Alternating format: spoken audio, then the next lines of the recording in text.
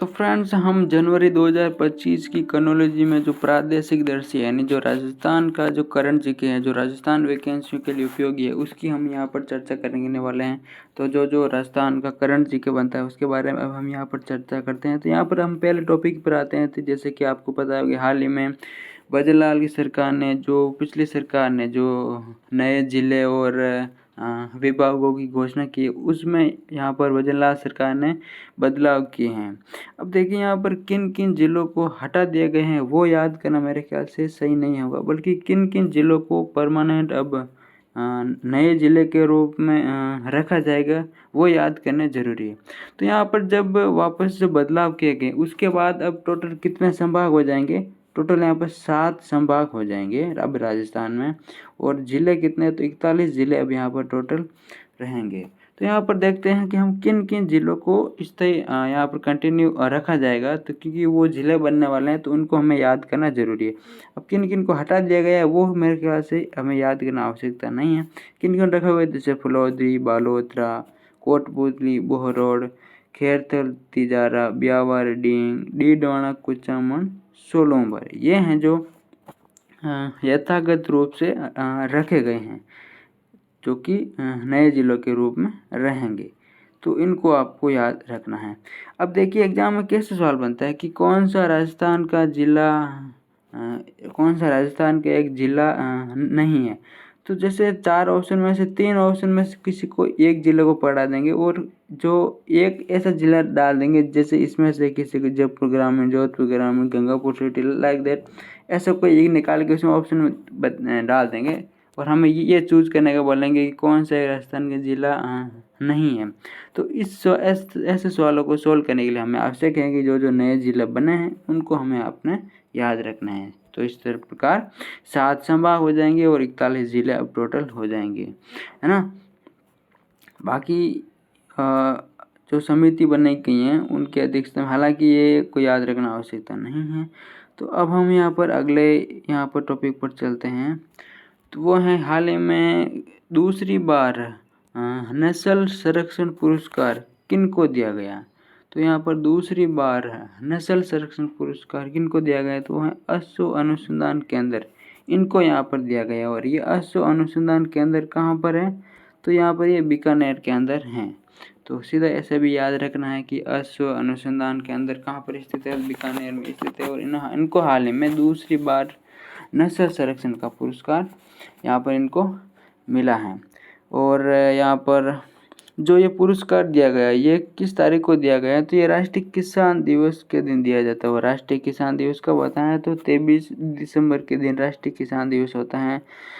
प्रधानमंत्री चौधरी चरण सिंह की यहाँ पर उनकी याद में यहाँ पर ये किसान दिवस मनाया जाता है। तो इसी दिन यहाँ पर ये दिया गया था, है ना। तो अब हम चलते हैं अगले सवालों की तरफ। इसमें इतना ही इम्पोर्टेंट था। और अब हम यहाँ पर अगले सवाल की तरफ आते हैं। तो वो हैं कि यहाँ पर हाल ही में पेप्सिको रिवॉल्यूशनरी अवार्ड, यहाँ पर ये अवार्ड है जो किसको दिया गया? तो यहाँ पर संजू योगी को दिया गया। अब पूछ लेते हैं कि ये पेप्सिको रिवॉल्यूशनरी अवार्ड जो संजू योगी को दिया गया, इनको किस क्षेत्र में दिया गया?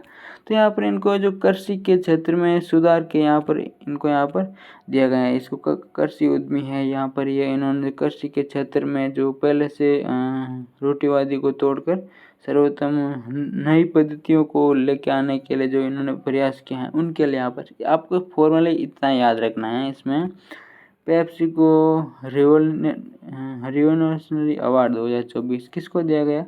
संजू योगी को दिया गया है कृषि के क्षेत्र में। यही आपको इतना सा सिंपल सा बनता है। और अब हम यहाँ पर आ चुके हैं सबसे इम्पोर्टेंट टॉपिकों में से साहित्य अकादमी पुरस्कार जो कि 2024 इस बार दिया गया है।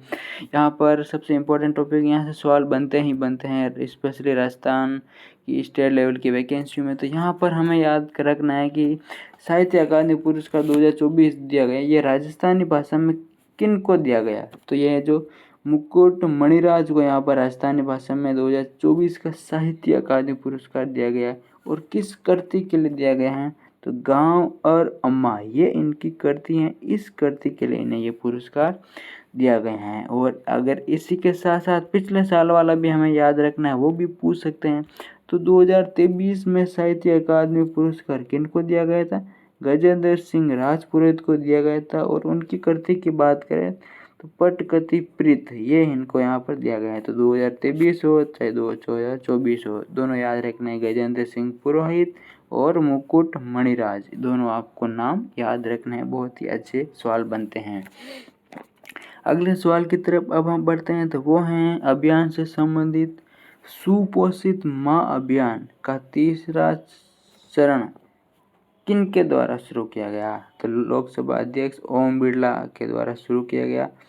और इन्होंने कहाँ पर शुरू किया? तो ये कोटा बूंदी में, जैसे कि ये कोटा जिले से ही सांसद हैं ओम बिरला, और इन्होंने अपने ही क्षेत्र में, कोटा बूंदी क्षेत्र में ही इन्होंने ये अभियान का तीसरा चरण शुरू किया, सुपोषित माँ अभियान। और इसको पहली बार कब शुरू किया गया? तो इसको पहली बार 2020 के अंदर इसको शुरुआत किया गया था, 29 फरवरी 2020 को। और अब इस बार है जो इसको तीसरे चरण की शुरुआत की। अगर थोड़ा सा पढ़ लेते कि ये अभियान किससे संबंधित है, तो हमें यहाँ से नाम से ही देखने को मिल जाता है कि सुपोषित, पोषण से संबंधित है माँ के लिए, यानी कि गर्भवती महिलाओं को चिन्हित किया जाता है जिसमें 45 किलो से वजन कम है, उनको यहाँ पर पोषण किट प्रदान किए जाते हैं, है ना। तो यहाँ पर ये इतना सा सिंपल सा याद रख लेना है। अगले सवाल की तरफ अब हम यहाँ पर बढ़ते हैं, तो वो हैं हाल ही में ग्लोबल इलेक्ट्रोल मैनेजमेंट अवार्ड पुरस्कार 2024 किन को प्रदान किया गया है? तो यहाँ पर इनको ये पुरस्कार मधुकर गुप्ता को यहाँ पर ये प्रदान किया गया है, जो कि क्या है, एक राज्यसभा के निर्वाचन आयुक्त थे मधुकर गुप्ता। इनको यहाँ पर ग्लोबल इलेक्ट्रोल मैनेजमेंट अवार्ड पुरस्कार है जो प्रदान किया गया है। सिंपली बस इतना से आपको इसमें याद रखना है। वापस हम इस पेज की तरफ आ जाते हैं यहाँ पर। तो यहाँ पर हम देखें तो हाल ही में एक जोधपुर का जो तिवरी गांव है, सुना ही होगा अगर आप जोधपुर से हैं, पाली से हैं तो यहाँ पर एक कंपनी है अल्ब्राटोस। अल्ब्राटोस ये कंपनी कहाँ की है? ये जर्मनी की है। तो ये कंपनी अल्ब्राटोस, इन्होंने हाल ही में अपनी एक औद्योगिक इकाई स्थापित की है। तो पूछ ले जाए कि जर्मन कंपनी अल्ब्राटोस ने अपनी औद्योगिक इकाई राजस्थान में कहाँ पर स्थित की है? तो तिवरी जोधपुर, तिवरी गांव जोधपुर में है, यहाँ पर इन्होंने स्थापित की हैं। तो देखो अगर जिला के बेस पर अगर तिवरी ऑप्शन में ना हो और अगर जोधपुर ऑप्शन में हो तब भी ये हम इसको करेक्ट कर सकते हैं। और अगर जोधपुर भी दिया हो और तिवरी भी दिया रखा हो तो तिवरी इसमें सही रहेगा, है ना। और ये भी पूछ सकता है कि अल्बाट्रोस कंपनी कहाँ की है? तो सिंपली है, ये जर्मनी की कंपनी है। तो अब हम यहाँ पर अगले पे इस पर आते हैं। तो यहाँ पर पढ़ते हैं अगले सवाल की तरफ। देखिए यहाँ पर ये पूछ रहा है कि NGBI परियोजना की शुरुआत कहाँ पर की गई? तो यहाँ पर दादिया जयपुर से इसकी शुरुआत की गई है। आपको याद रखना, हम थोड़ा आगे पेज पर उछल के आ गए हैं। तो NGBI की शुरुआत दादिया जयपुर से की गई और इनकी किसके द्वारा शुरू की गई? तो प्रधानमंत्री मोदी के द्वारा इनकी यहाँ पर शुरुआत की गई थी। तो बस इसमें इतना ही है, इसमें ज़्यादा कुछ खास है नहीं। हम यहाँ पर चलते हैं अगले टॉपिक की तरफ। तो देखिए यहाँ पर हम जो इम्पोर्टेंट है उसी को हम देख रहे हैं। बाकी ऐसे तो बहुत सारी किस्मत है, उनमें कुछ ज़्यादा इम्पोर्टेंट नहीं है, तो हम उनको हम ध्यान नहीं दे रहे हैं। और अब हम आते हैं, यहाँ पर आते हैं एक इम्पोर्टेंट योजना, वो है मुख्यमंत्री स्वनिधि योजना। इस योजना के तहत यहाँ पर किससे संबंधित है? तो यहाँ पर विभिन्न लोगों को यहाँ पर सहायता के लिए ऋण दिया जाता है, ब्याज दिया जाता है, लोन दिया जाता है। तो यहाँ पर कितने तक का लोन दिया जाता है? सीधा बनता भी है बहुत बार क्वेश्चन की मुख्यमंत्री स्वनिधि योजना के तहत कितने राशि का ऋण दिया जाता है। 80,000 तक का ऋण यहाँ पर उपलब्ध कराया जाता है। तो ये यहाँ पर इसमें याद रख लेना है, मतलब जो भी कार्य वगैरह करते हैं। बाकी इसमें इतना कुछ है नहीं। अब हमें आते हैं कि फिर से एक इम्पोर्टेंट योजना के तहत, देखिए इसी योजना के तहत ही है ये, मुख्यमंत्री आयुष्मान बाल संबल योजना। तो यहाँ पर इसमें क्या है कि दुर्लभ बीमारी से पीड़ित 18 वर्ष के बच्चों को 50 लाख तक का उपचार उपलब्ध कराया जाता है और उनकी देखभाल के लिए 5,000 प्रति माह आर्थिक सहायता यहाँ पर दी जाती है इस योजना के तहत, है ना। और मुख्यमंत्री विश्वकर्मा पेंशन योजना, इस पेंशन की योजना के तहत अगर पूछा जाए कि 60 वर्ष की पूर्ण आयु करने वाले को कितनी मासिक पेंशन दी जाती है, तो यहाँ पर भी आपको याद रखना है कि इसमें 3,000 की मासिक पेंशन दी जाती है। इसको आपको याद रख लेना है ना। और जो विश्वकर्मा योजना है, इसी योजना के तहत ही यहाँ पर दी जाती हैं। और अब हम यहाँ पर आते हैं कि जो जो अन्य कार्यक्रम आयोजन किए गए थे अलग अलग जगहों पर, तो जो जो इम्पोर्टेंट कार्यक्रम रहे हैं उनसे यहाँ पर एक अच्छा सवाल बनता है कि जो पूंछरी का लोटा गोवर्धन परिक्रमा परियोजना का शिलान्यास यहाँ पर कहाँ से किया गया, तो ये डींग से यहाँ पर इनका इस परियोजना का यहाँ पर शुरुआत किया गया था, है ना। तो हम यहाँ पर ऊपर की तरफ आते हैं क्योंकि ये छोटी छोटी चीज़ें हैं। बाकी इसमें अगर एक्सप्लेनेशन के तौर पर पढ़ा तो हमें बहुत कुछ दे रखा है, पर हमें एग्ज़ाम के पर्पज़ से ही देखना है ना। और इसमें यहाँ पर एक और पोर्टल आता है, यहाँ पर राज्य स्तरीय महिला सम्मेलन में राज्य सखी पोर्टल लॉन्च किया गया था, है ना। तो ये राज्य सखी पोर्टल कहाँ से लॉन्च किया गया, मतलब उदयपुर से ये यहाँ पर लॉन्च किया गया था। और यहाँ पर अच्छा सवाल ये बनता है कि राज्य सखी पोर्टल किससे संबंधित है, तो यहाँ पर इसका आंसर होगा जो ई कॉमर्स प्लेटफॉर्म की सुविधाएं के लिए ऑनलाइन उत्पादन बेचने के लिए यहाँ पर ये बनाया गया है। जो भी आपका प्रोडक्ट होता है आप उन्हें ऑनलाइन किस तरह से बेच सकते हैं, उसके लिए यहाँ पर बनाया गया क्या है, राजसखी पोर्टल। सीधे तौर पर देखा जाए तो राजसखी पोर्टल की शुरुआत कहाँ से की गई, उदयपुर से की गई। राजसखी पोर्टल किससे संबंधित है, तो उत्पादन ऑनलाइन बेचने हेतु यहाँ पर ये पोर्टल बनाया गया है। तो यही है इसमें। और यहाँ पर एक अच्छी योजना है मुख्यमंत्री अमृत आहार योजना। इस योजना के बारे में अगर हम थोड़ा सा जानकारी के लिए पढ़ लेते हैं तो वो ये कहता है कि इस योजना के तहत आंगनवाड़ी केंद्रों में 3 से 6 वर्ष के बच्चों को सप्ताह में 3 दिन मंगलवार, गुरुवार, शनिवार को यहाँ पर इसके मिल्क पाउडर प्रदान किया जाएगा और प्रति लाभार्थी को 10 ग्राम स्कूमंडन मिल्क पाउडर यानी 2 चम्मच से 100 मिलीलीटर दूध तैयार होगा। तो यहाँ पर मुख्यमंत्री अमृत आहार योजना के तहत यहाँ पर आंगनवाड़ी केंद्रों के लिए बनाया गया है। तो 3 से 6 वर्ष के बच्चों के लिए यहाँ पर मिल्क पाउडर प्रदान किया जाएगा, है ना। यही है। अगले सवाल की तरफ अब हम बढ़ते हैं। तो यहाँ पर इस पूरे में से हम बस इतना ही, जैसे पूरा पैराग्राफ पढ़ने की आवश्यकता नहीं, इसमें से बस इतना ही सवाल बनता है। राज्य स्तरीय किसान सम्मेलन हाल ही में कहाँ पर आयोजन किया गया, अजमेर में इसका आयोजन किया गया। बस ये हो गया ख़त्म। अगले सवाल की तरफ हम यहाँ पर पढ़ते हैं जो कि एक अच्छी और इम्पोर्टेंट योजना है, मुख्यमंत्री मंगला पशु बीमा योजना, है ना। तो इस योजना के तहत पूछा जाता है कि भाई कितना बीमा दिया जाता है, कितना लोन प्रदान किया जाता है। तो यहाँ पर 5-5 लाख दुधारू गाय भैंस और 5-5 लाख भेड़ बकरी के लिए प्रदान किया जाता है और 1 लाख उष्ट वसीय पशु जैसे कि ऊँट का बीमा कवरेज है तो प्रस्तावित होता है, ये यहाँ पर दिया जाता है। बाकी देखिए यहाँ पर बहुत सारी चीज़ें ऐसी छोटी छोटी हैं जो जहाँ पर एग्ज़ाम की उपस्थिति से ज़्यादा इम्पोर्टेंट नहीं है, इसलिए हम उसको लगातार स्किप करते जा रहे हैं। और अब यहाँ पर एक अच्छा टॉपिक यहाँ पर है कि पहली बार प्रदेश में राजस्थान में पहली बार एयर लिफ्ट कर अंगों का प्रत्यारोपण कहाँ पर किया गया, तो यहाँ पर जयपुर के अंदर ये प्रत्यारोपण किया गया था। है ना। और जयपुर के अंदर जो सवाई मानसिंह हॉस्पिटल है वहाँ पर यहाँ ये जो प्रत्यारोपण किया गया था, देखिए यहाँ पर ये आ चुका है, सवाई मानसिंह अस्पताल जयपुर में ये प्रत्यारोपण किया गया है ना। तो यहाँ पर अच्छा सवाल बनता है ये एक कि राजस्थान में पहली बार एयरलिफ्ट पर अंगों का प्रत्यारोपण कहाँ पर किया गया, जयपुर में सवाई मानसिंह अस्पताल जयपुर में यहाँ पर इसका प्रत्यारोपण किया गया था, जो कि आपको याद रखना है ना।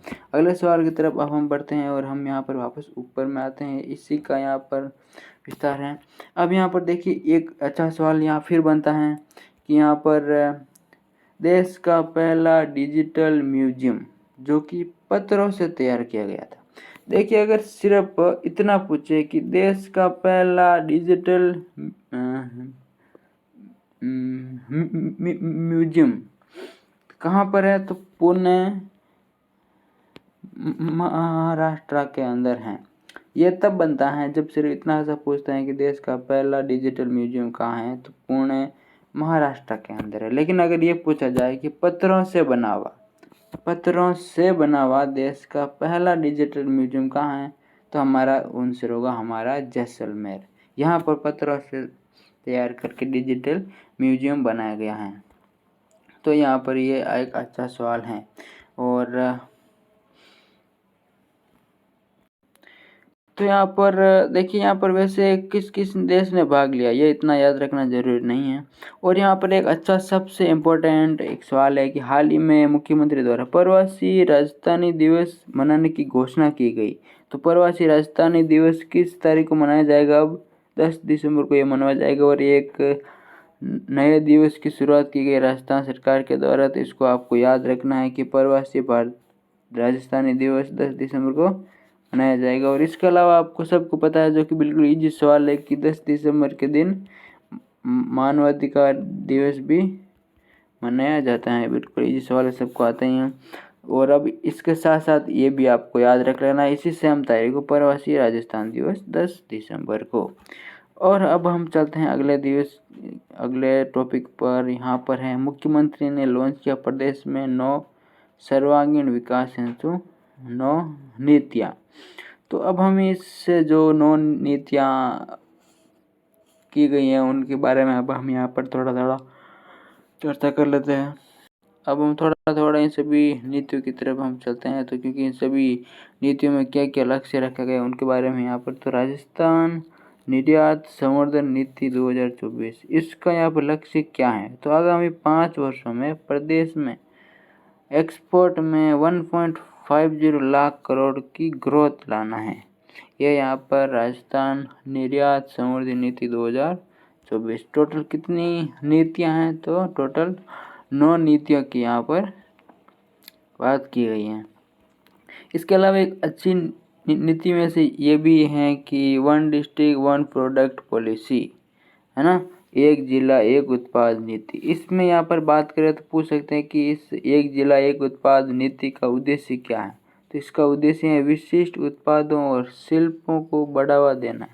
ये इसका है जो इसका उद्देश्य है। तो यहाँ पर इसका थोड़ा सा इसमें हम, क्योंकि ये थोड़ा इम्पोर्टेंट है तो हमें लिए ये समझना भी जरूरी हो जाता है। तो यहाँ पर तो इसको अगर प्रावधान किया है कि नवीन सूक्ष्म उद्यमों को 25% या अधिकतम 15 लाख एवं लघु उद्यमों में 15% या अधिकतम 20 लाख तक मार्जिन मनी अनुदान सहायता दी जाएगी। ये इसका जो प्रावधान है।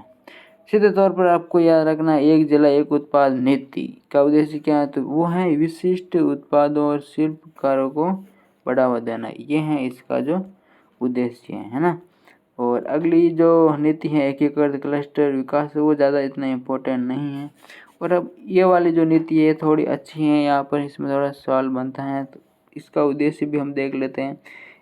AVGCXR नीति, जो 9 नीतियों में उनमें से ये भी एक नीति है। उनमें यहाँ पर उद्देश्य की बात करें तो एनिमेशन, विजुअल गेमिंग, सीपोर कॉमिक्स एंड एक्सपो बोला तो एक्सटेंस और रियलिटी, ये है जो इसकी फुल फॉर्म है और यही इसका उद्देश्य है जो कि इसके नाम में भी नज़र आता है। और इन्हीं को बढ़ावा देने के लिए यह नीति बनाई गई है। और इसके अलावा राजस्थान में पर्यटनों को बढ़ावा देने के लिए भी इसी में जो ये नीति शामिल है, जिसमें बहुत सारे पैसों का निवेश किया जाएगा ताकि राजस्थान में पर्यटन को बढ़ावा दिया जा सके। और इसके अलावा सबसे इम्पोर्टेंट नीतियों के सवाल में से यहाँ पर एक अच्छी सवाल बनता है और वो है कि यहाँ पर राजस्थान एकीकृत स्वस्थ ऊर्जा नीति के तहत 2030 तक अक्षय ऊर्जा क्षमता को कितना तक बढ़ाने का लक्ष्य रखा गया है। बहुत ही अच्छा सवाल है ना। राजस्थान एकीकृत स्वस्थ ऊर्जा नीति 2024 के तहत 2030 तक अक्षय ऊर्जा क्षमता को 125 गीगावाट तक बढ़ाने का यहाँ पर लक्ष्य रखा गया है राजस्थान सरकार के द्वारा। तो यहाँ पर ये याद रखना है। और कौन सी ऊर्जा है? अक्षय ऊर्जा। यहाँ पर कहीं आप जैसे सौर ऊर्जा दे पवन ऊर्जा, उसमें आपको या फिर आपको भूतापी ऊर्जा उस तरह की में आपको कन्फ्यूज नहीं होना। ये एक अक्षय ऊर्जा है, अक्षय ऊर्जा है जिसका लक्ष्य 125 गीगावाट यहाँ पर रखा गया है एकीकृत स्वस्थ ऊर्जा नीति के तहत। और अगली नीति के बारे में बात करें तो उसमें भी ज़्यादा कोई खास इम्पोर्टेंट नहीं है। और जहाँ जहाँ खास इम्पोर्टेंट होता है हम वहाँ पर रुकते हैं और आपको बताते हैं। और यहाँ पर एक थोड़ा सा हमें पढ़ना ज़रूरी है ये कि राजस्थान एमसैंड नीति 2024, इसका यहाँ पर प्रावधान में यहाँ पर क्या है इसका उल्लेख। तो एमसैंड इकाई की स्थापना के लिए 3 वर्ष का अनुभव और 3 करोड़ की नेटवर्क और 3 करोड़ के टर्नओवर की बाध्यता थी, वो अब यहाँ पर समाप्त कर दी गई है। और जो इसमें इससे कम यहाँ पर राशि है, कम अनुभव है, वो भी यहाँ पर इसमें कार्य कर सकता है।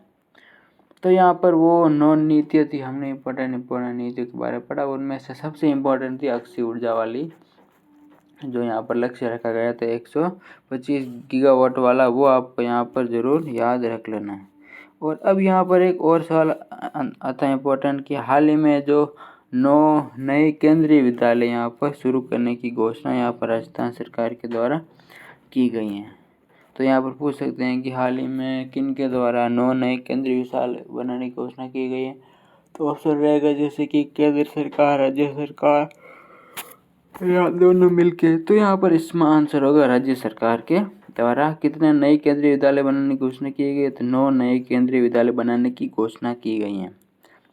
और अब हम यहाँ पर पुरस्कार के बारे में आते हैं। तो यहाँ पर देखिए, राष्ट्रीय दिव्यांग जन सशक्तिकरण पुरस्कार 2024 से किसको सम्मानित किया गया? किन 2 जिलों को यहाँ पर राष्ट्रीय दिव्यांग जन सशक्तिकरण के सम्मानित किया गया?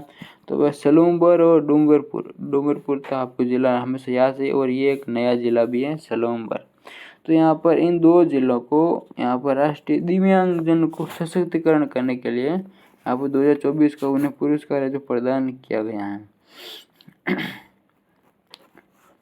तो यहाँ पर अब हम आते हैं अगले सवाल की तरफ। तो इस यहाँ पर जैसे कि हमने पढ़ा कि अब जो चर्चित व्यक्ति रहे हैं, जिनके बारे में हमें न्यूज़ में खूब चर्चा में रहे हैं, उनके बारे में अब यहाँ पर हम थोड़ा सा देख लेते हैं।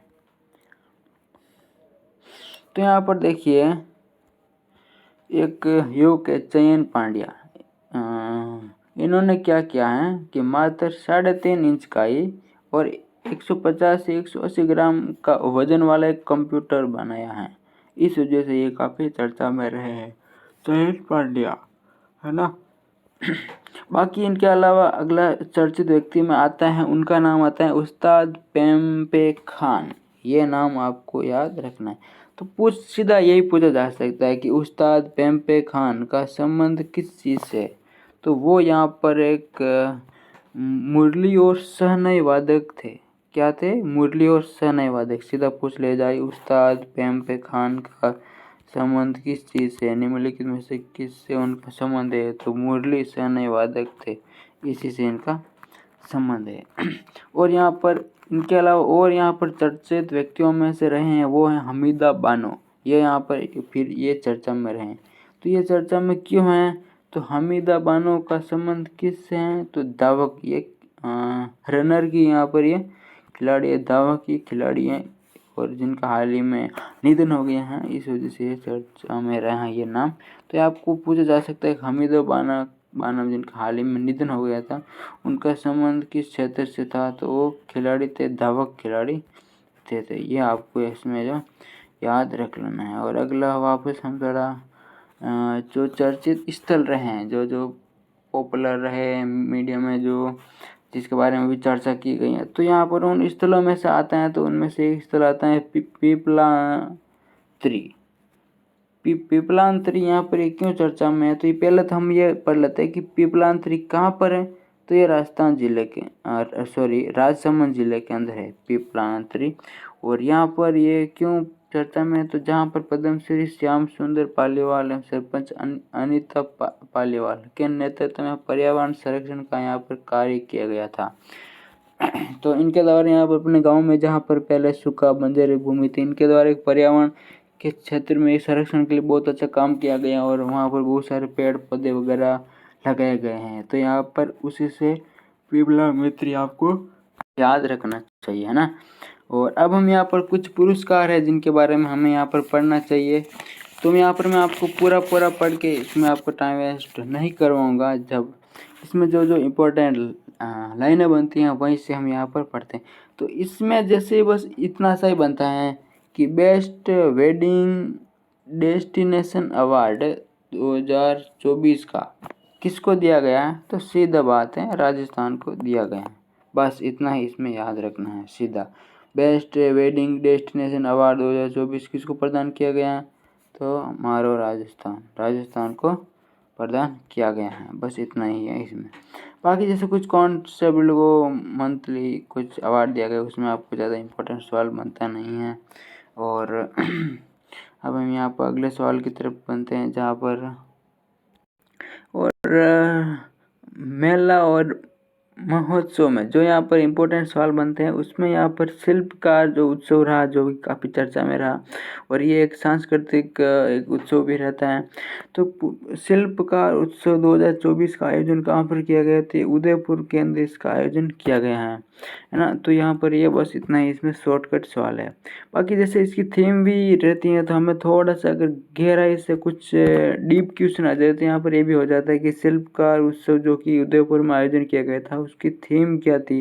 तो यहाँ पर उसकी थीम की बात करें तो लोक के रंग लोक के संग, ये यहाँ पर इसकी थीम रही है ना। तो इसको भी यहाँ पर याद रख लेना है।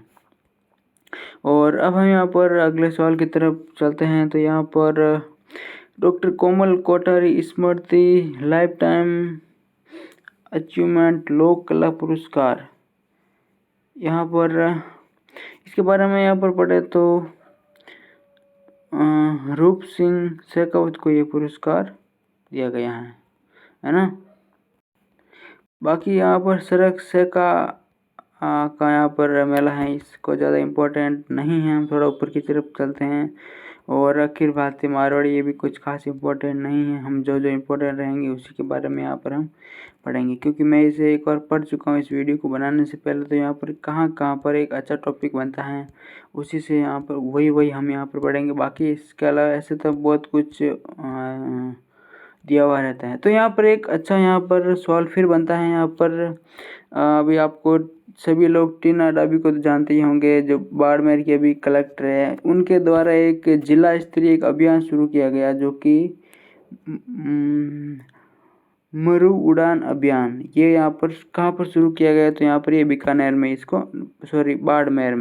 बाड़मेर में इसको यहाँ पर कलेक्टर के द्वारा यहाँ पर शुरू किया गया है। यहाँ पर याद रख लेना है। बाकी यहाँ पर खेलकूद के क्षेत्र में यहाँ पर देखिए, यहाँ पर सिद्धार्थ चौधरी के द्वारा उड़ीसा में जो 39 जूनियर एथलेटिक चैंपियनशिप का जो आयोजन किया गया था, यहाँ पर उन्होंने गोला फेंक प्रतिस्पर्धा में यहाँ पर स्वर्ण पदक जीता है। तो यहाँ पर याद रख लेना है कि सिद्धार्थ चौधरी का संबंध किस खेल से है? तो यहाँ पर गोला फेंक से है जो इनका संबंध है ना। और अगले सवाल की तरफ अब हम बढ़ते हैं। तो यहाँ पर ये भी ज़्यादा कुछ इम्पोर्टेंट नहीं है, और यहाँ पर ये भी कुछ खास नहीं है वैसे तो। तो हम यहाँ पर अगले पेज पर आ चुके हैं और यहाँ पर थोड़ा खेल कूद के बारे में जिला स्तरीय जो कि ज़्यादा कुछ खास सवाल बनते नहीं हैं। कोलिका मिस यूनिस्ट वापस हम ऊपर की तरफ चलते हैं। यहाँ पर देखिए जहाँ जहाँ इम्पोर्टेंट रहता है मैं खुद वहाँ पर आपको बता देता हूँ और ये एक इम्पोर्टेंट सवालों में से हैं। तो यहाँ पर देखते हैं कि कृष्णा UGB रोबोट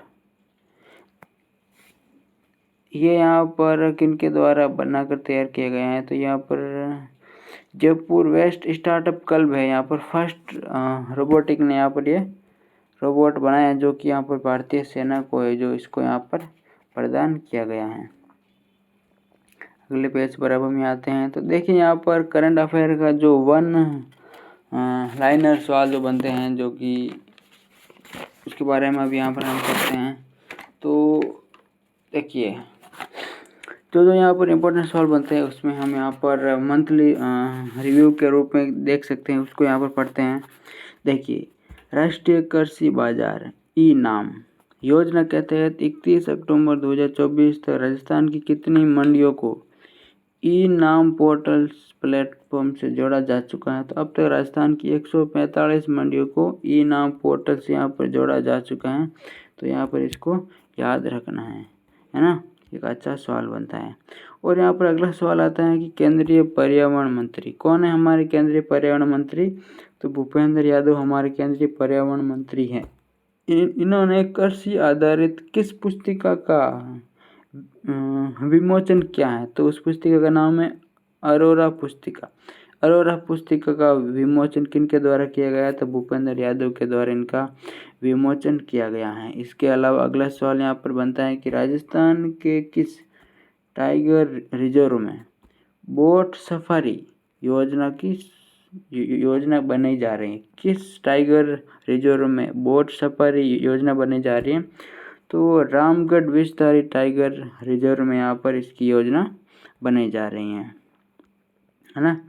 और अगले सवाल की तरफ अगर हम जो सही इम्पोर्टेंट सवाल है वही हम बाकी देखिए जहाँ जो इम्पोर्टेंट है मैं वही बता रहा हूँ। और जहाँ अपनी तरफ से आप अगर डीपली ज़्यादा पढ़ना चाह रहे हैं तो इसकी PDF की लिंक मैं अपने टेलीग्राम चैनल में डाल दूँगा, वहाँ पर आप खुद डीपली पढ़ सकते हैं है ना PDF के थ्रू। बाकी जो इम्पोर्टेंट है हम यहाँ पर चर्चा कर लेते हैं और वही आपके लिए ज़्यादा इम्पोर्टेंट रहता है एग्ज़ाम की दृष्टि से। तो यहाँ पर देखिए 7वें वित्त आयोग की यहाँ पर बात हो रही है। राज्य मंत्रिमंडल ने 30 नवंबर 2024 को पंचायती राज संस्था नगर पालिकाओं के लिए 7वें वेतन वित्त आयोग के गठन के प्रस्ताव को मंजूरी दे दी है। और इस आयोग की अवधि क्या होगी। 1 अप्रैल 2025 से 31 मार्च 2030 तक के जो इस वित्त आयोग की जो अवधि रहेगी है ना। और अगले साल की तरफ अब हम बढ़ते हैं। तो वहीं राज्य मंत्रिमंडल ने प्रलोभन अथवा कपटपूर्वक धर्मांतरण के प्रयासों को रोकने के लिए कौन सा बिल विधानसभा में लाने के लिए अनुमोदन किया है। तो वो बिल है the Rajasthan prohibition of on lawful conversion of religion bill. ये यहाँ पर बिल यहाँ पर पास किया जाएगा जो किसको जो कपटपूर्वक जो धर्मांतरण किया जाता है उनको यहाँ पर रोकने के लिए है ना।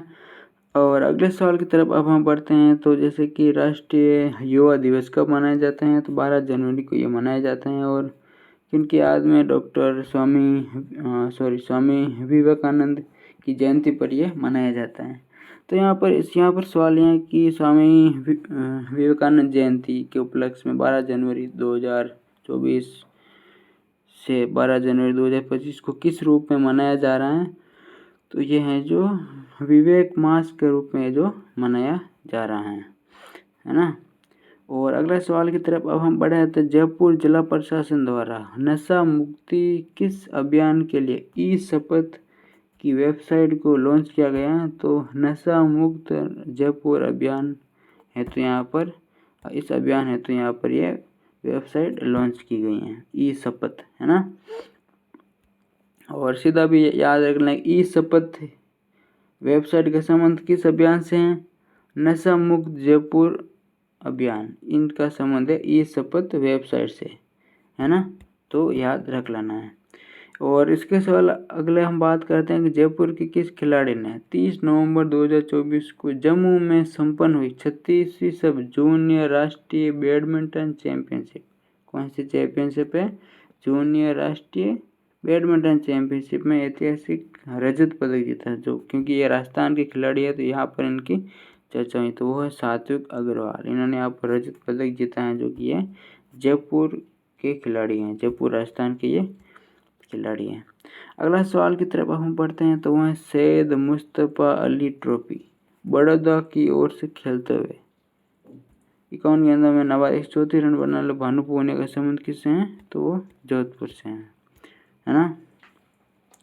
और अब हम राजस्थान कनोलॉजी की राजस्थान जीके के लास्ट सवाल की तरफ हम आ चुके हैं, और वो हैं जीएसटी परिषद की 55वीं बैठक केंद्रीय वित्त और कॉरपोरेट कार्य मंत्री कौन है? निर्मला सीतारमण की अध्यक्षता में कहाँ पर आयोजन की गई थी? तो जीएसटी परिषद की 55वीं बैठक सीधा यहीं पर बनता है कि जीएसटी परिषद की 55वीं बैठक का आयोजन कहाँ पर किया गया? ये जैसलमेर में इसका आयोजन किया गया। और इसकी अध्यक्ष कौन रही? तो जाहिर सी बात है जो वित्त मंत्री रहते हैं अध्यक्ष हैं, तो निर्मला सीतारमण इनकी अध्यक्ष रही हैं। तो यहाँ पर ये हमने परिदर्शी को हमने पढ़ा, जिसमें हम राजस्थान जी के जो राजस्थान का जो करंट अफेयर के सवाल थे जनवरी 2025 की कनोलॉजी में, उनको अब हमने जो देखा है। और बाकी जैसे इसमें पुरस्कार और सम्मान का भी एक परिदृश्य में, उसमें भी हम एक अलग से वीडियो लाने की कोशिश करेंगे। बाकी हमने जो राजस्थान की राज्य स्तरीय भर्तियों में जो करंट जीके के सवाल बनते हैं, उसमें हमने यहाँ पर इसमें काफ़ी इम्पोर्टेंट सवाल देखने को मिले हैं। और इसकी पीडीएफ के लिए आप टेलीग्राम चैनल भी जोड़ सकते हैं। बाकी मैं एक कॉमन वीडियो लेके आऊँगा इस पूरी कनोलॉजी का, जिसमें जो one liner question important question रहेंगे, जिसमें मैं नोट्स बनाऊँगा। और उस पूरे कनोलॉजी का जो पहले पेज से लेकर अंतिम पेज तक का जो नोट्स का एक ही वीडियो में सभी में इम्पोर्टेंट जो क्वेश्चन रहेंगे, उसमें एक ही पीडीएफ में मैं यहाँ पर बना के तैयार कर दूंगा और उसका एक वीडियो लेके आ जाऊँगा, ताकि पढ़ने के लिए सब आसान हो जाए। इस पूरी कनोलॉजी को 50-60 पेज की पूरी कनोलॉजी को पढ़ने की आवश्यकता नहीं रहेगी। आप उसमें 3-4 पेज इम्पोर्टेंट जो सवाल रहेंगे उसी को पढ़ के आप उसे आसानी से याद कर सकते हैं। तो फिलहाल इस कनोलॉजी में फिलहाल इस वीडियो में इतना ही। मिलते हैं किसी अगले वीडियो में।